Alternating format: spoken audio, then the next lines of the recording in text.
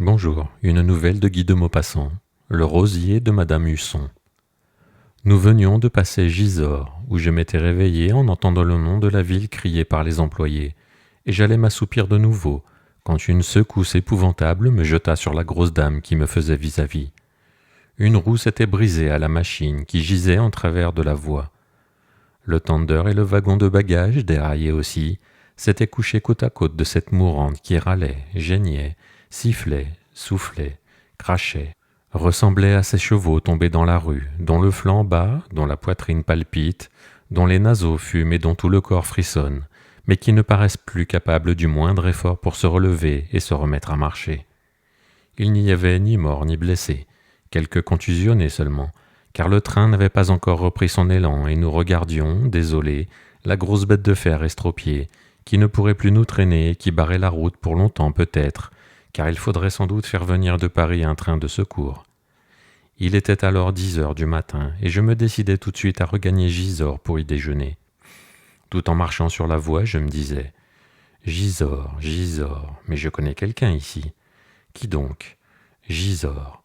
Voyons, j'ai un ami dans cette ville. » Un nom soudain jaillit dans mon souvenir. Albert Marambeau. C'était un ancien camarade de collège que je n'avais pas vu depuis 12 ans au moins et qui exerçait à Gisors la profession de médecin.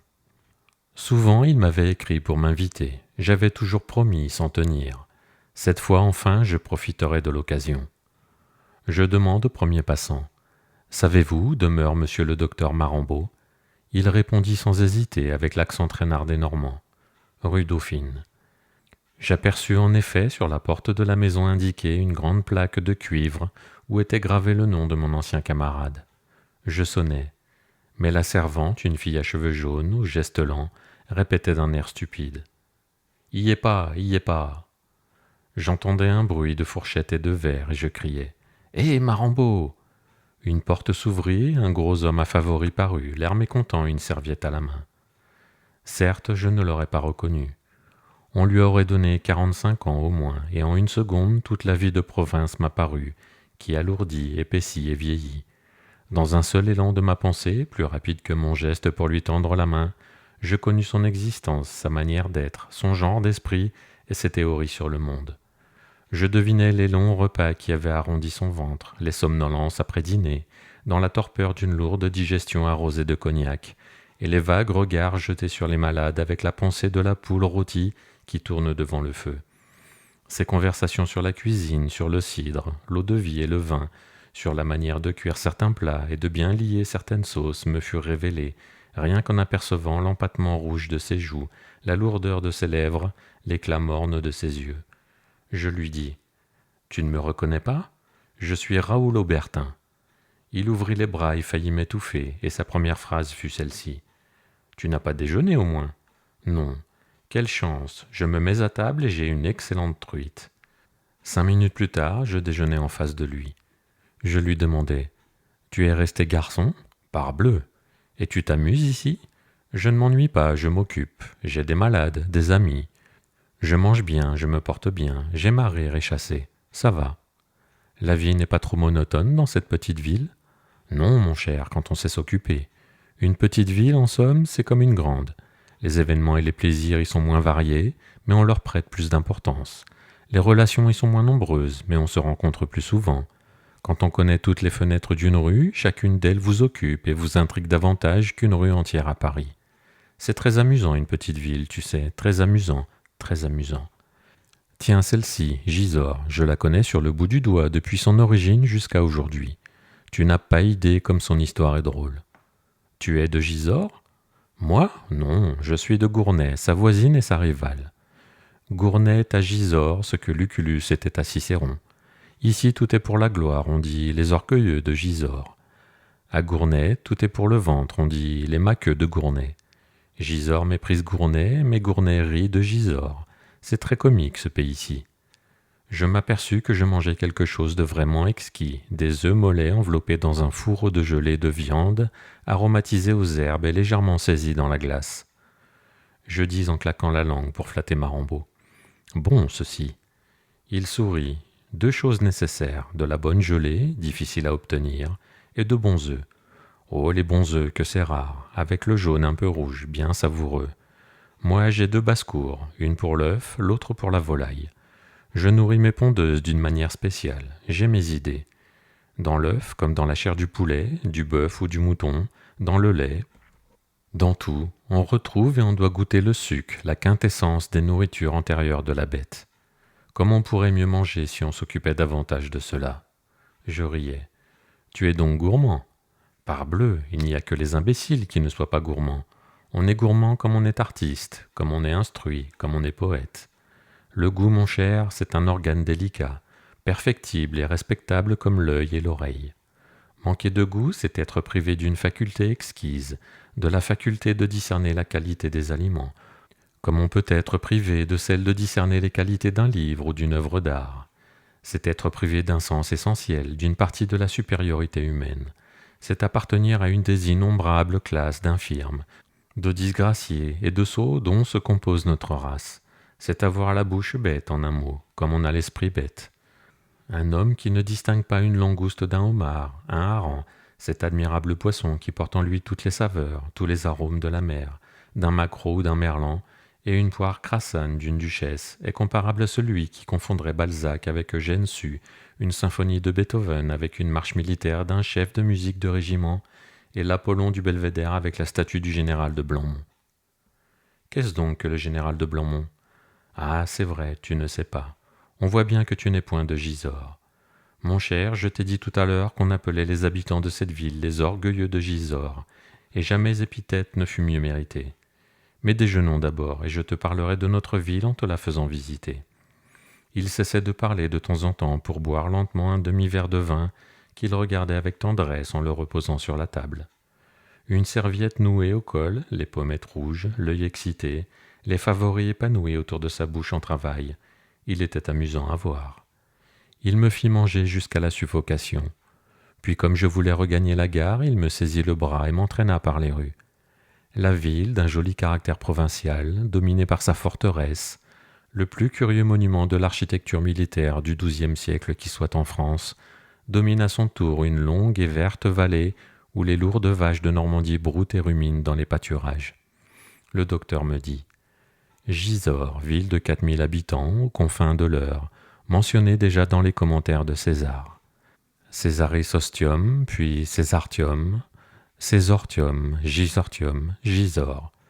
Je ne te mènerai pas visiter le campement de l'armée romaine dont les traces sont encore très visibles. » Je riais et je répondis « Mon cher, il me semble que tu es atteint d'une maladie spéciale que tu devrais étudier, toi médecin, et qu'on appelle l'esprit de clocher. » Il s'arrêta net. L'esprit de clocher, mon ami, n'est pas autre chose que le patriotisme naturel. J'aime ma maison, ma ville et ma province par extension, parce que j'y trouve encore les habitudes de mon village. Mais si j'aime la frontière, si je la défends, si je me fâche quand le voisin y met les pieds, c'est parce que je me sens déjà menacé dans ma maison, parce que la frontière que je ne connais pas est le chemin de ma province. Ainsi moi, je suis normand, un vrai normand.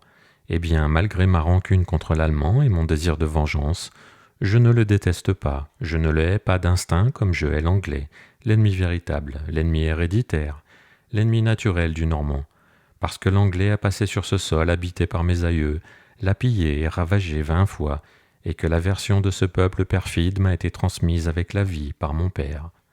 Tiens, voici la statue du général. Quel général? Le général de Blanmont.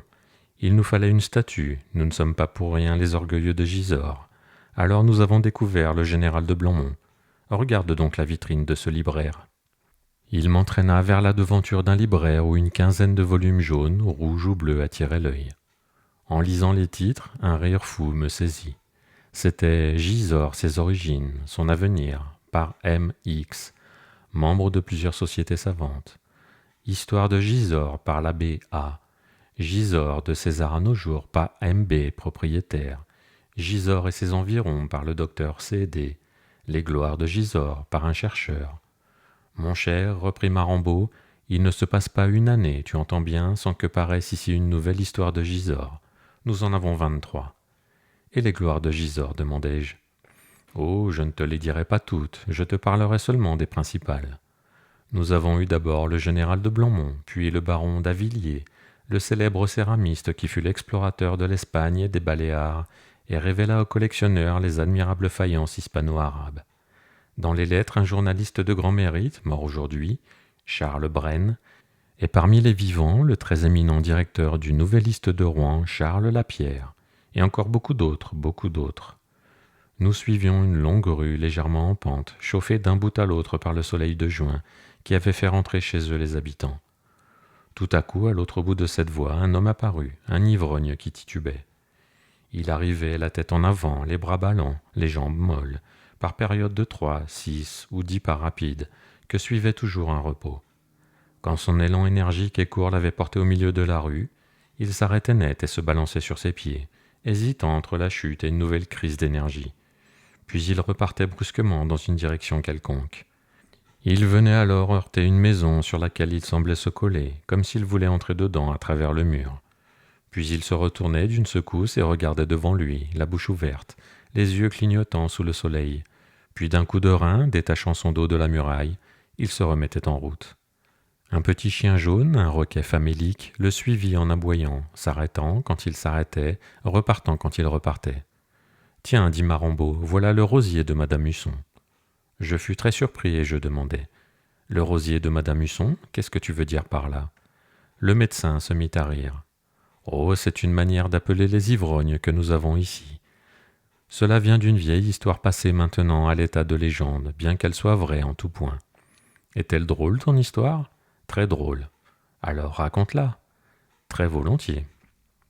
Il y avait autrefois dans cette ville une vieille dame très vertueuse et protectrice de la vertu qui s'appelait Madame Husson. Tu sais, je te dis les noms véritables et pas des noms de fantaisie. Madame Husson s'occupait particulièrement des bonnes œuvres, de secourir les pauvres et d'encourager les méritants.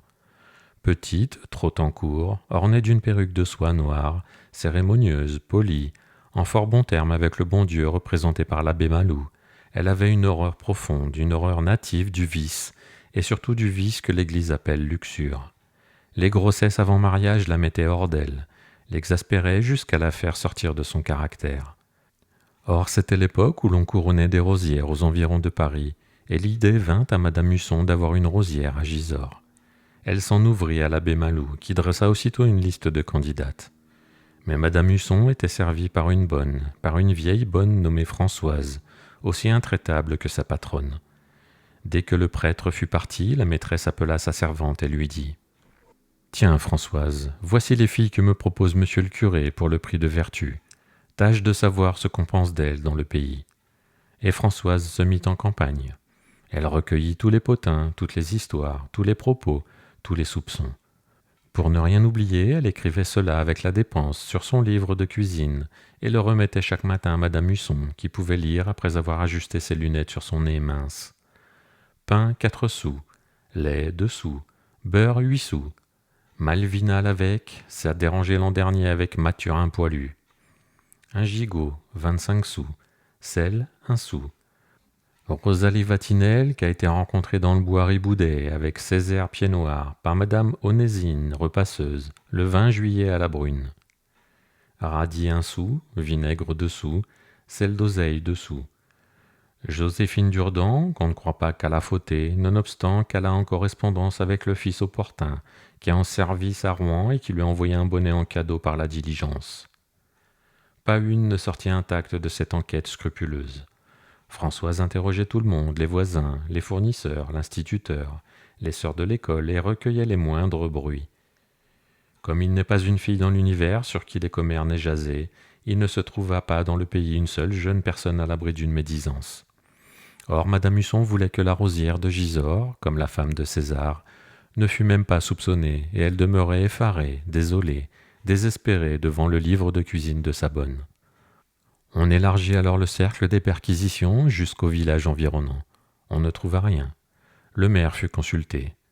Ses protégés échouèrent.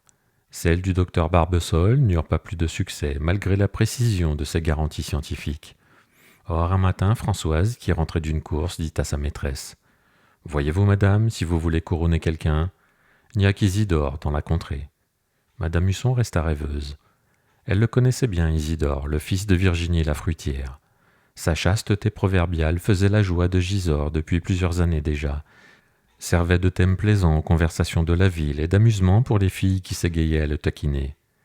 Âgé de 20 ans passés, grand, gauche, lent et craintif, il aidait sa mère dans son commerce et passait ses jours à éplucher des fruits ou des légumes, assis sur une chaise devant la porte. Il avait une peur maladive des jupons qui lui faisait baisser les yeux dès qu'une cliente le regardait en souriant, et cette timidité bien connue le rendait le jouet de tous les espiègles du pays. Les mots hardis, les gauloiseries, les allusions graveleuses le faisaient rougir si vite que le docteur Barbesol l'avait surnommé le thermomètre de la pudeur. Savait-il ou ne savait-il pas, se demandaient les voisins, les malins.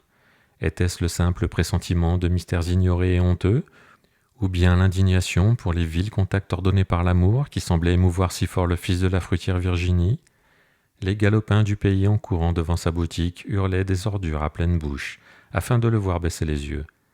Les filles s'amusaient à passer et repasser devant lui, en chuchotant des polissonneries qui le faisaient rentrer dans la maison. Les plus hardis le provoquaient ouvertement, pour rire, pour s'amuser, lui donnaient des rendez-vous, lui proposaient un tas de choses abominables. Donc Madame Husson était devenue rêveuse. Certes, Isidore était un cas de vertu exceptionnel, notoire, inattaquable. Personne parmi les plus sceptiques, parmi les plus incrédules, n'aurait osé soupçonner Isidore de la plus légère infraction à une loi quelconque de la morale. On ne l'avait jamais vu non plus dans un café, jamais rencontré le soir dans les rues. Il se couchait à 8 heures et se levait à 4. C'était une perfection, une perle. Cependant, Madame Husson hésitait encore. L'idée de substituer un rosier à une rosière la troublait, l'inquiétait un peu, et elle se résolut à consulter l'abbé Malou.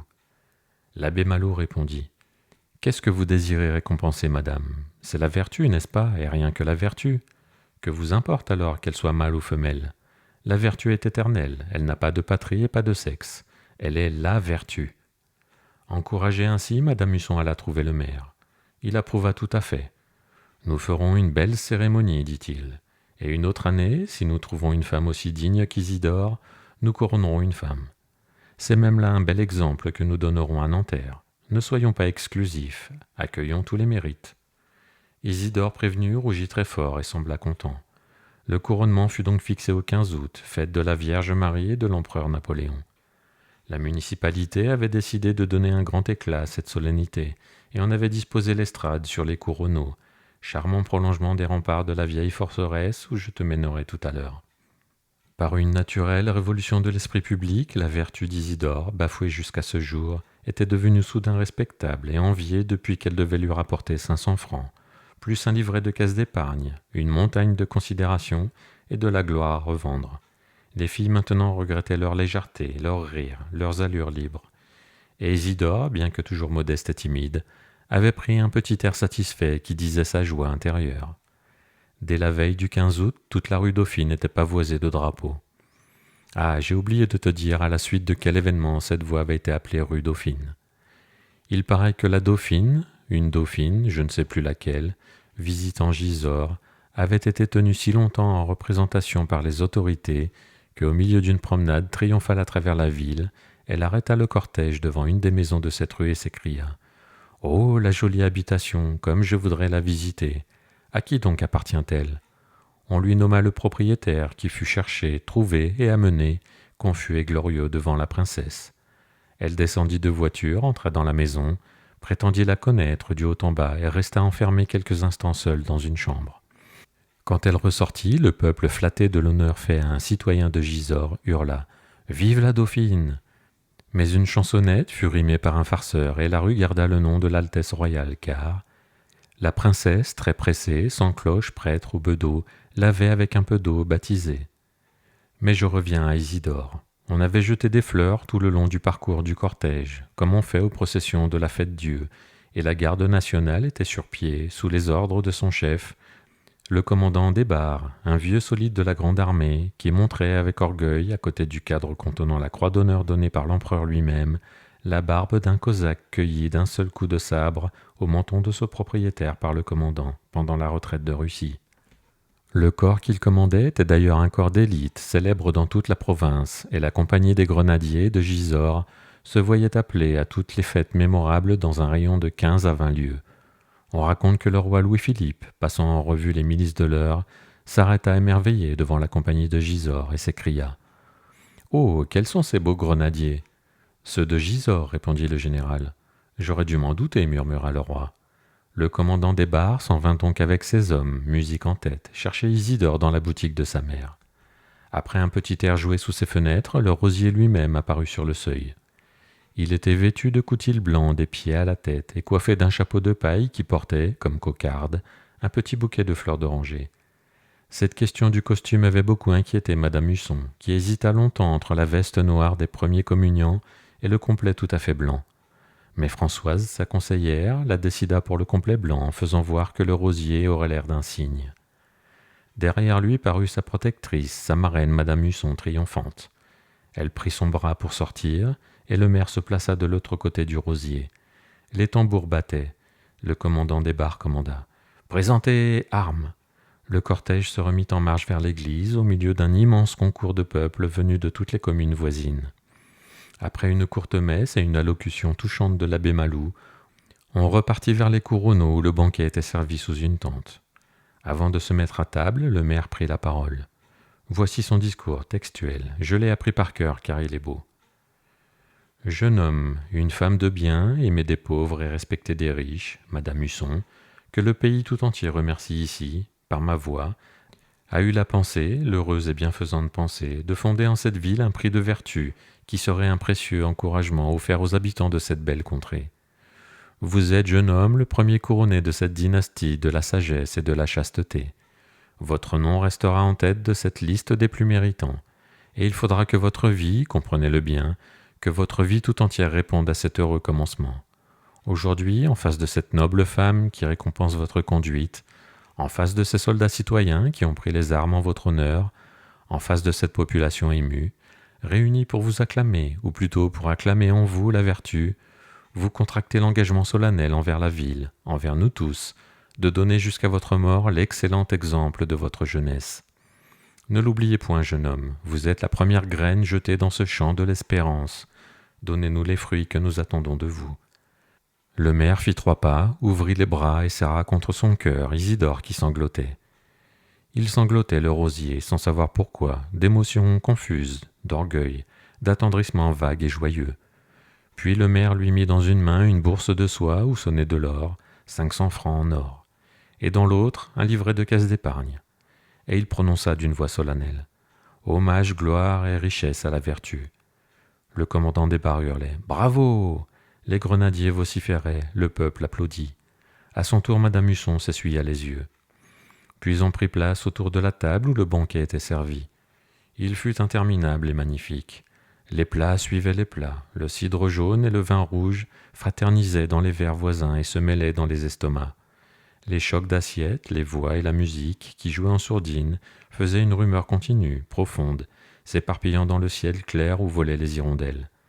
Madame Husson ajustait par moments sa perruque de soie noire chavirée sur une oreille et causait avec l'abbé Malou. Le maire excité parlait politique avec le commandant des barres, et Isidore mangeait, Isidore buvait, comme il n'avait jamais bu et mangé. Il prenait et reprenait de tout, s'apercevant pour la première fois qu'il est doux de sentir son ventre s'emplir de bonnes choses qui font plaisir d'abord en passant dans la bouche. Il avait desserré adroitement la boucle de son pantalon qui le serrait sous la pression croissante de son bedon, et silencieux, un peu inquiété cependant par une tache de vin tombée sur son veston de coutil, il cessait de mâcher pour porter son verre à sa bouche et l'y garder le plus possible, car il goûtait avec lenteur. L'heure des toasts sonna. Ils furent nombreux et très applaudis. Le soir venait, on était à table depuis midi. Déjà flottaient dans la vallée les vapeurs fines et laiteuses, légers vêtements de nuit des ruisseaux et des prairies. Le soleil touchait à l'horizon. Les vaches beuglaient au loin dans les brumes des pâturages. C'était fini, on redescendait vers Gisors. Le cortège, rompu maintenant, marchait en débandade. Madame Husson avait pris le bras d'Isidore et lui faisait des recommandations nombreuses, pressantes, excellentes. Ils s'arrêtèrent devant la porte de la fruitière et le rosier fut laissé chez sa mère. Elle n'était point rentrée. Invitée par sa famille à célébrer aussi le triomphe de son fils, elle avait déjeuné chez sa sœur après avoir suivi le cortège jusqu'à la tente du banquet. Donc Isidore resta seul dans la boutique où pénétrait la nuit. Il s'assit sur une chaise, agité par le vin et par l'orgueil, et regarda autour de lui. Les carottes, les choux, les oignons répandaient dans la pièce fermée leur forte senteur de légumes, leurs arômes jardiniers et rudes, auxquels se mêlait une douce et pénétrante odeur de fraises, et le parfum léger, le parfum fuyant d'une corbeille de pêche. Le rosier en prit une et la mangea à pleines dents, bien qu'il eût le ventre rond comme une citrouille. Puis tout à coup, affolé de joie, il se mit à danser, et quelque chose sonna dans sa veste. Il fut surpris, enfonça ses mains en ses poches, et ramena la bourse aux 500 francs qu'il avait oubliés dans son ivresse. 500 francs, quelle fortune! Il versa les louis sur le comptoir et les étala d'une lente caresse de sa main grande ouverte, pour les voir tous en même temps. Il y en avait 25 pièces rondes en or, toutes en or. Elles brillaient sur le bois dont l'ombre épaissit, et il les comptait et les recomptait, posant le doigt sur chacune et murmurant « 1, 2, 3, 4, 5, 100, 6, 7, 8, 9, 10, 200. » Puis il les remit dans la bourse qu'il cacha de nouveau dans sa poche. Qui saura et qui pourrait dire le combat terrible livré dans l'âme du rosier entre le mal et le bien, l'attaque tumultueuse de Satan, ses ruses, les tentations qu'il jeta en ce cœur timide et vierge. Quelles suggestions, quelles images, quelles convoitises inventa le malin pour émouvoir et perdre cet élu. Il saisit son chapeau, l'élu de Madame Husson, son chapeau qui portait encore le petit bouquet de fleurs d'oranger, et sortant par la ruelle derrière la maison, il disparut dans la nuit. La fruitière Virginie, prévenue que son fils était rentré, revint presque aussitôt et trouva la maison vide. Elle attendit, sans s'étonner d'abord, puis au bout d'un quart d'heure, elle s'informa. Les voisins de la rue Dauphine avaient vu entrer Isidore et ne l'avaient point vu ressortir. Donc on le chercha. On ne le découvrit point. La fruitière inquiète courut à la mairie. Le maire ne savait rien, sinon qu'il avait laissé le rosier devant sa porte. Madame Husson venait de se coucher quand on l'avertit que son protégé avait disparu. Elle remit aussitôt sa perruque, se leva et vint elle-même chez Virginie. Virginie, dont l'âme populaire avait l'émotion rapide, pleurait toutes ses larmes au milieu de ses choux, de ses carottes et de ses oignons. On craignait un accident, lequel? Le commandant des bars prévint la gendarmerie qui fit une ronde autour de la ville, et on trouva sur la route de Pontoise le petit bouquet de fleurs d'oranger. Il fut placé sur une table autour de laquelle délibéraient les autorités. Le rosier avait dû être victime d'une ruse, d'une machination, d'une jalousie, mais comment? Quels moyens avait-on employés pour enlever cet innocent, et dans quel but? Las de chercher sans trouver, les autorités se couchèrent. Virginie seule veilla dans les larmes. Or le lendemain soir, quand passa à son retour la diligence de Paris, Gisors apprit avec stupeur que son rosier avait arrêté la voiture à 200 mètres du pays, était monté, avait payé sa place en donnant un louis dont on lui remit la monnaie, et qu'il était descendu tranquillement dans le cœur de la grande ville. L'émotion devint considérable dans le pays. Des lettres furent échangées entre le maire et le chef de la police parisienne, mais n'amenèrent aucune découverte. Les jours suivaient les jours, la semaine s'écoula. Or, un matin, le docteur Barbesol, sorti de bonne heure, aperçut assis sur le seuil d'une porte un homme vêtu de toile grise qui dormait la tête contre le mur. Il s'approcha et reconnut Isidore. Voulant le réveiller, il n'y put parvenir. L'ex-rosier dormait d'un sommeil profond, invincible, inquiétant, et le médecin, surpris, alla requérir de l'aide afin de porter le jeune homme à la pharmacie Boncheval. Lorsqu'on le souleva, une bouteille vide apparut, cachée sous lui, et l'ayant flairée, le docteur déclara qu'elle avait contenu de l'eau de vie. C'était un indice qui servit pour les soins à donner. Ils réussirent. Isidore était ivre et abruti par 8 jours de saoulerie, ivre et dégoûtant à n'être pas touché par un chiffonnier. Son beau costume de coutil blanc était devenu une loque grise, jaune, graisseuse, fangeuse, déchiquetée, ignoble, et sa personne sentait toutes sortes d'odeurs d'égout, de ruisseaux et de vices. Il fut lavé, sermonné, enfermé, et pendant 4 jours ne sortit point. Il semblait honteux et repentant. On n'avait retrouvé sur lui ni la bourse aux 500 francs, ni le livret de caisse d'épargne, ni même sa montre d'argent, héritage sacré laissé par son père le fruitier.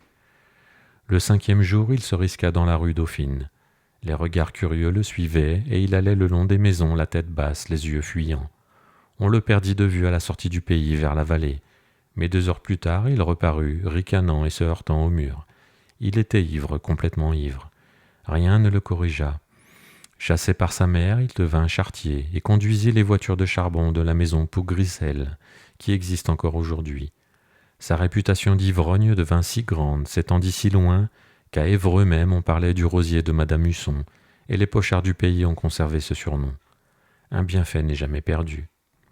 Le docteur Marambo se frottait les mains en terminant son histoire. Je lui demandai: As-tu connu le rosier, toi? Oui, j'ai eu l'honneur de lui fermer les yeux. De quoi est-il mort? Dans une crise de délirium très mince, naturellement. Nous étions arrivés près de la vieille forteresse, amas de murailles ruinées que domine l'énorme tour Saint-Thomas de Cantorbéry et la tour dite du prisonnier. Marambo me conta l'histoire de ce prisonnier qui, au moyen d'un clou, couvrit de sculptures les murs de son cachot, en suivant les mouvements du soleil à travers la fente étroite d'une meurtrière.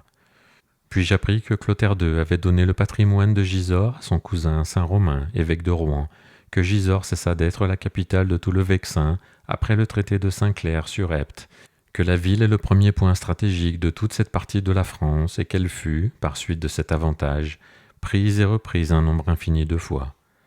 Sur l'ordre de Guillaume le Roux, le célèbre ingénieur Robert de Bellême y construisit une puissante forteresse attaquée plus tard par Louis le Gros, puis par les barons normands, défendue par Robert de Candos, cédée enfin à Louis le Gros par Geoffroy Plantagenet, reprise par les Anglais à la suite d'une trahison des Templiers, disputée entre Philippe Auguste et Richard Cœur de Lion, brûlée par Édouard III d'Angleterre, qui ne put prendre le château, enlevée de nouveau par les Anglais en 1419, rendue plus tard à Charles VII par Richard de Marbury, prise par le duc de Calabre, occupée par la Ligue, habitée par Henri IV, etc., etc., etc.